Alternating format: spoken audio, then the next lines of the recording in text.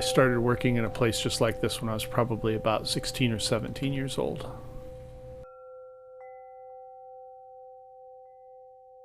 Well, the store is categorized. Everything's arranged in sections and then labeled by bookcase and shelf.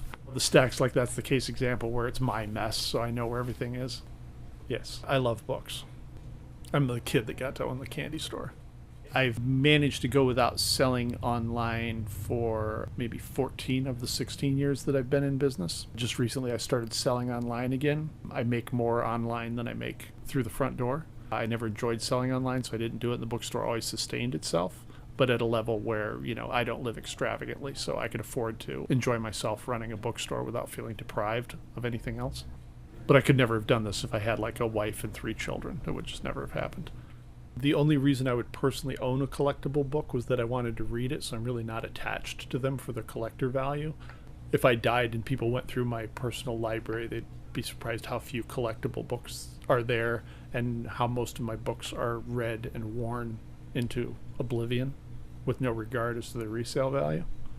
So I'm interested in collectible books insofar as it helps me pay my bills, but I'm not interested in something just because it's collectible.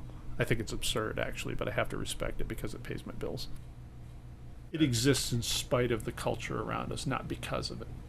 So it's kind of a war. I'm one of the last people still doing this, and I'm contemplating moving or closing, which if I close, I'm going to be filled with no end of resentment towards our culture that won't make it economically viable to run a store like this. That's disgusting. Like that. A village that doesn't support a used bookstore should be burned.